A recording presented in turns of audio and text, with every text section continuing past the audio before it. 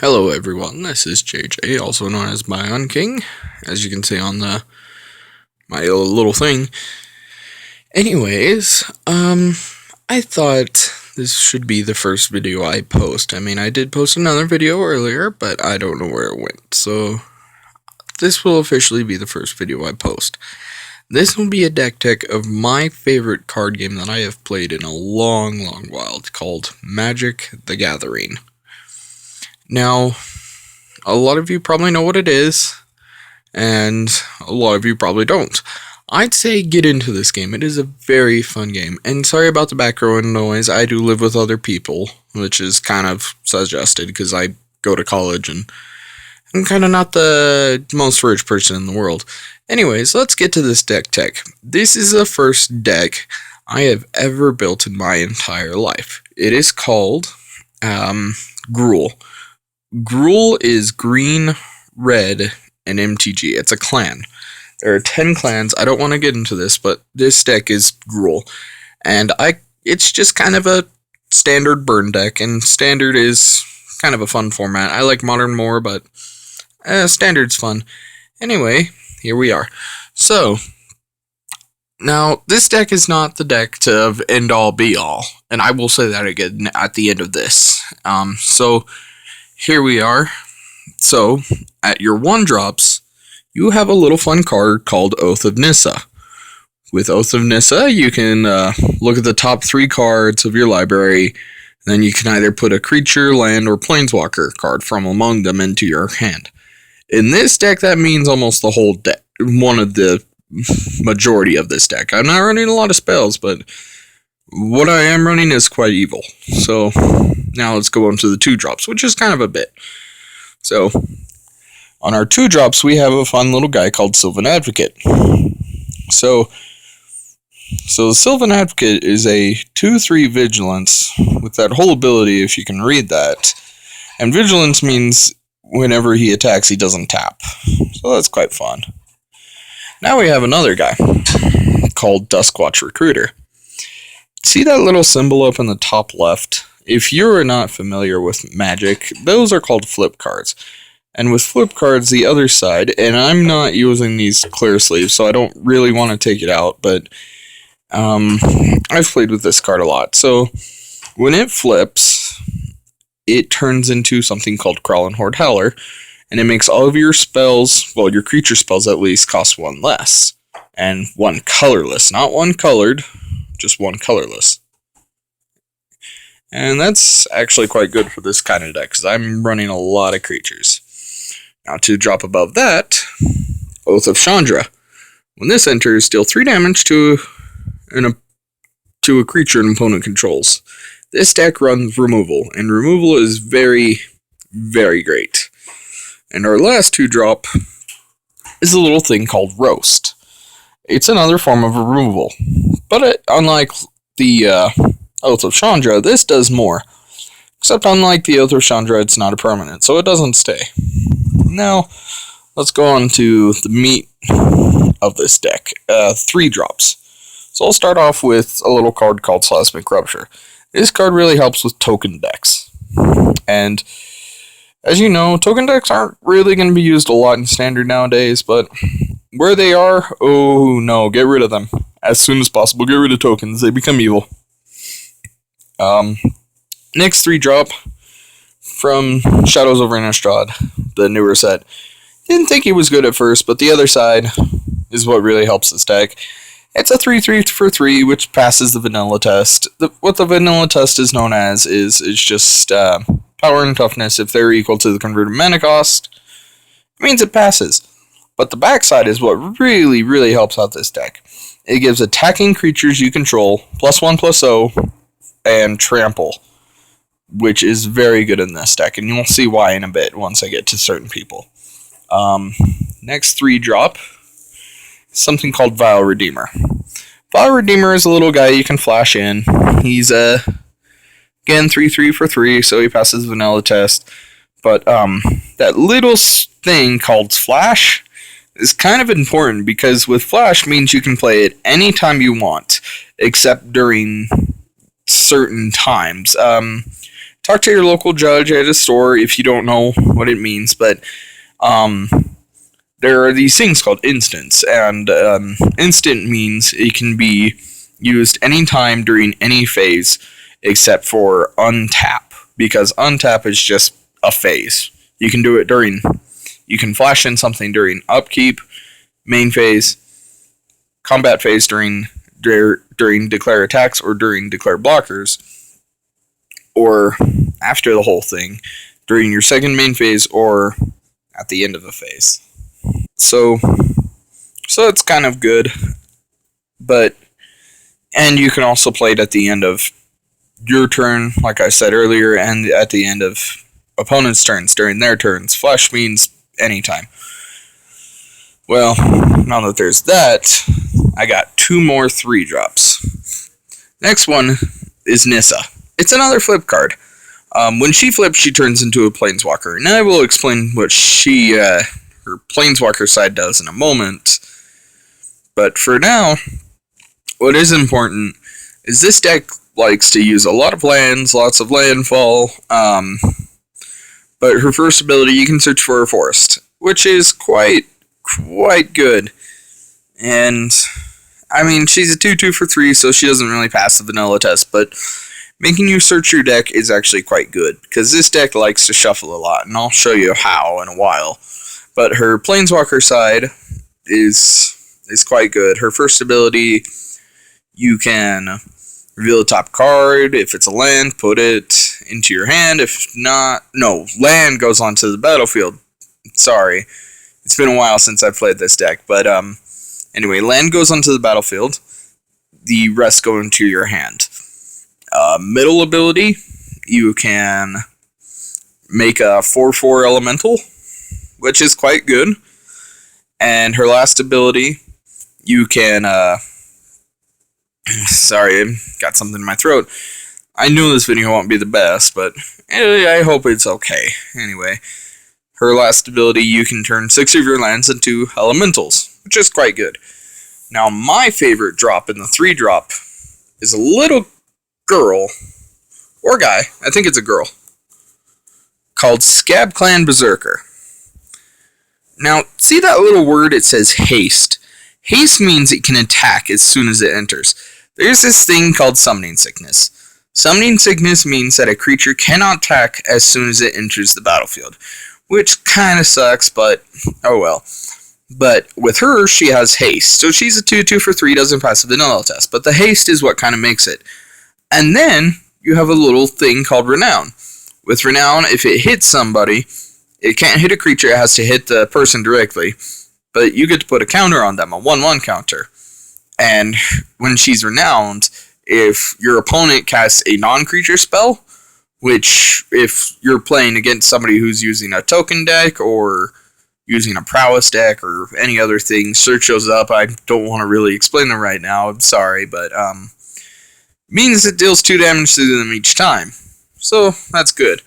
Now, let's go on to another meat and bread of the deck.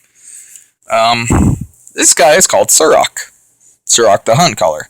He has Formidable. Formidable is if you have creatures with power 8 or greater, and they have to have total power. So say you have him, he's a 5/4, so you only need to get another guy with power 3 or more in order to trigger Formidable. But it gives your creatures haste, which is very good, because in this deck you want to trigger haste as much as possible. So there's that guy. And then here are 2, Mina and Den. Now, his and her ability says you may play an additional land on each of your turns. In Magic the Gathering, you can only play 1 land each turn, unless you have something like them or an enchantment or anything else that says play an additional land on your turn, or you may play an additional land this turn or until end of turn. But yeah, so she is quite good in this deck. Well, him and her, but Mina is the first fight, so I just call her she. So there's that. Now, this is the whole reason I built this deck. This combo that I have with this deck is just ridiculous if I can pull it off. So this is called Chandra's Ignition. target creature you control. So when it means you control, it means you have it yourself. So of course, deals damage equal to its power to each other creature and each opponent. So it's a big wrath removal spell. And you might think, well, I've only seen 2/2s, 3/3s, 4/4, and Surok was a 5/4. Well, wait until you see the next person. This is why I built this deck. This is why. The Outland Colossus. It's a 6/6 for 5, so it definitely passes the vanilla test by giving it 1 more power and toughness. But then it has Renown 6. So if it can hit an opponent, it becomes a 12/12. A bloody 12/12, and it can only be blocked by more than one creature. Now, say it's my turn, and I had Surok, and then I played this guy, and I gave him haste, and I had removal spells, because this deck runs removal spells, and I got rid of their whole thing. I now have a 12/12. If my opponent cannot get rid of it next turn, and I have Chandra's Ignition in hand, that is game over unless they are running a life gain deck. So there's that. Now, 2 more. Your curve kind of stops off, and I'll explain what a curve is here soon with the mana. But you have Chandra right here. The newer form of Chandra was actually quite good. At first she wasn't really considered good, but after a while of playtesting with her and all that and stuff, oh, she is ridiculous. Not the most ridiculous, but still pretty ridiculous. Her last ability, you can minus. So see how it says 4 right there in the bottom right? That means how many loyalty counters it enters with. Loyalty counters are kind of like life to them. So say you minus 4 Chandra, you get to deal 4 damage to each creature, but she dies at the same time. So it's kind of bad, but it's okay at the same time. Her 0, you discard all your hands in your hand. So say you have a crap hand and you're like, oh, I don't want to have this. So you use her 0 ability, you get to discard your whole hand and then draw that many +1. So say you have like 3 crap cards in your hand, which sometimes this deck does have. You can discard 3 and then draw 4. Her +1 is what really helps in this deck, is you get to put 2 3/1 red elemental creature tokens with haste onto the battlefield. And yeah, it's just haste. Somebody said they also had trample, but that's because if you look on the token itself, it also has trample. So it's a little awkward, but trample means excess damage goes over. And those are for people who know. Look up all these definitions here soon, because it's kind of hard to explain. I might post up another video explaining what each one is, but right now I kind of want to finish this deck tech, because this is going on to like 12 minutes right now. Well, almost 13. Okay. Now, on to the last card in this before I go to the land base. World Breaker. This guy is epic. When you cast him, exile target artifact, enchantment, or land.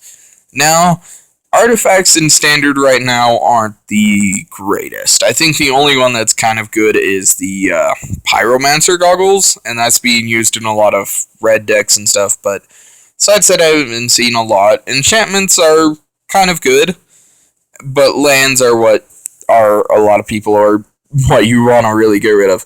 Now, that little thing right there is called Reach. Reach means it can block creatures with flying. Flying means anything on the ground cannot block it. I will, like I said, I'm going to post a video here soon explaining. But in this deck, I do a lot of land ramp. Not too much, not like a red-green ramp like others people do. But his one ability right there is you can pay 2 and a colorless to sack a land, return them from your graveyard to your hand. And there's this newer card in Standard to where you can put it into your graveyard. Well, not put it into your graveyard, but if it goes into your graveyard, you can pay 3 to return it back to the battlefield tapped. So it is a good combo with him. So say he died, you can pay 3, put that land into your graveyard, and then return it back to the battlefield after you pay 3. So 6, and you can essentially get him and that land back. So that's quite good. Now, let's go on to what really helps this deck, which all decks have to run. Because if you can't, you're called manaless. And nobody wants to run Manaless unless it's Legacy or something, and Legacy is an old format. Now, in this deck, you run 6 Mountains, 4 Evolving Wilds, 4 Cinderglades, and one of the newer cards called Game Trail, 6 Forests, and 4 Wastes. Yep, that's right, people, 25 lands. Now, a lot more decks. I mean, the curve does kind of stop off at 7.